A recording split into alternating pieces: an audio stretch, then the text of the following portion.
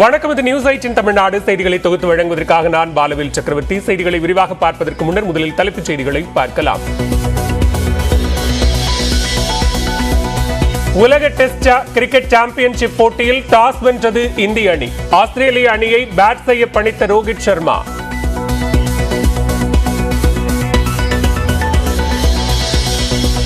ஒரு குவிண்டால் நெல்லுக்கான கொள்முதல் விலை 143 ரூபாய் உயர்ந்து 2183 ரூபாயாக நிர்ணயம்.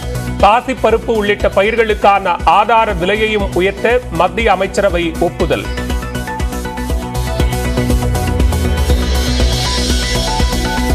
மின்கட்டண உயர்வு தொடர்பாக சென்னையில் மின்வாரிய தலைவர் ராஜேஷ் லக்கானி ஆலோசனை. தற்போதைக்கு உயர்த்தப்படாது என தகவல்.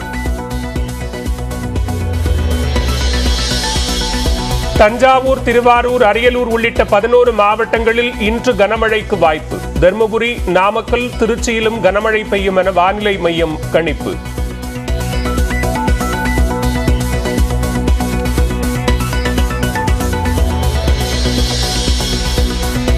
வேலூர் ஆவின் பால் பண்ணையில் பால் திருட்டு, அதிகாரிகள் ஆய்வில் அம்பலம் என பால்வளத்துறை அமைச்சர் மனோ தங்கராஜ் பேட்டி.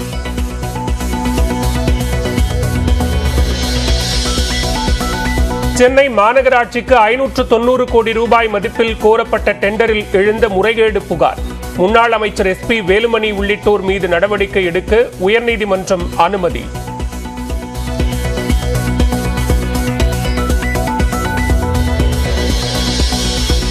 பத்து மற்றும் 12ஆம் வகுப்பில் அதிக மதிப்பெண் வாங்கிய மாணவர்களை வரும் 17ஆம் தேதி சந்திக்கிறார் நடிகர் விஜய்.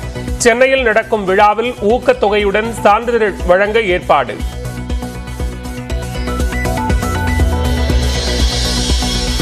ஏர் இந்தியா விமானத்தில் ஏற்பட்ட கோளாறால் ரஷ்யாவில் 216 இந்தியர்கள் சிக்கித் தவிப்பு. தாயகம் அழைத்து வர மும்பையிலிருந்து சிறப்பு விமானம் இயக்கம்.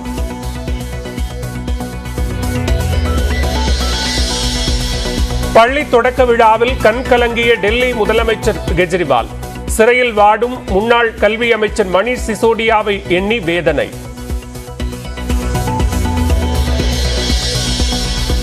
கேரள மாநிலம் மூணாறில் கடையை குறிவைத்து 19வது முறையாக படையெடுத்த யானை.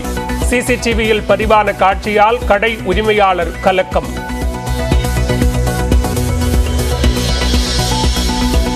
TNPSC Group 4 கலந்தாய்வை நடத்தி 20,000 பணியிடங்களை நிரப்ப வேண்டும். எதிர்க்கட்சித் தலைவர் எடப்பாடி பழனிசாமி வலியுறுத்தல். காஞ்சிபுரம் மாவட்டம் படப்பையில் ஓசியில் பிரெட் ஆம்லெட் கேட்டு தகராறு என புகார். 4 காவலர்களை பணியிடை நீக்கம் செய்தார் தாம்பரம் காவல் ஆணையர்.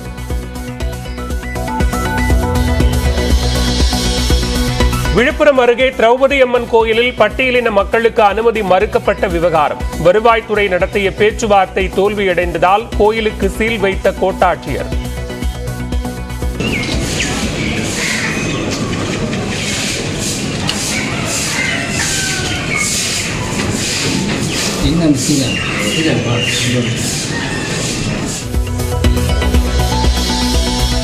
தூத்துக்குடி ஸ்டெர்லைட் ஆலையில் அரசின் குழு ஆய்வு. கழிவுகளை அகற்ற முடிவு செய்துள்ள நிலையில் பணிகளை மேற்கொள்வது குறித்த ஆலோசனை. கோவையில் சந்தேகத்திற்கிடமான வகையில் செயல்பட்டதாக 2 பேரின் வீடுகளில் காவல்துறையினர் சோதனை. செல்போன்கள், முக்கிய ஆவணங்கள் பறிமுதல். ஈரோடு மாநகராட்சி அலுவலகத்தை முற்றுகையிட்ட தூய்மை பணியாளர்கள். சேகரிக்கும் குப்பைக்கு ஏற்ப ஊதியம் வழங்கும் நடைமுறைக்கு எதிர்ப்பு.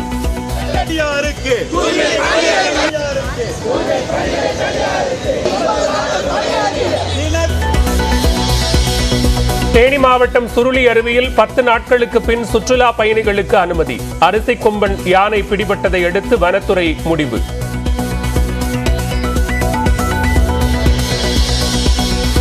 மதுரை மேலூரில் மது அருந்தியவர் உயிரிழந்த வழக்கில் திருப்பம். தாயாரின் இறுதிச் சடங்கில் சீர் வழங்காததால் விஷம் கலந்து கொடுத்து கொன்றவர் கைது. ஆவினில் குழந்தை தொழிலாளர்கள் பணியாற்றுவதாக பொய்த் தகவல் பரப்பியவர்கள் மீது சட்ட நடவடிக்கை. நியூஸ் 8 வணக்கம் தமிழ்நாடு நிகழ்ச்சியில் அமைச்சர் மனோ தங்கராஜ் அளித்த சிறப்பு நேர்காணலில் திட்டவட்டம். முகலாய மன்னர் அவுரங்கசீப் குறித்து ஆட்சேபகரமான வாட்ஸ்அப் ஸ்டேட்டஸ் வைத்ததால் சர்ச்சை. மகாராஷ்டிர மாநிலம் கோலாப்பூரில் இரு தரப்பினரிடையே மோதல், காவல்துறையினர் தடியடி.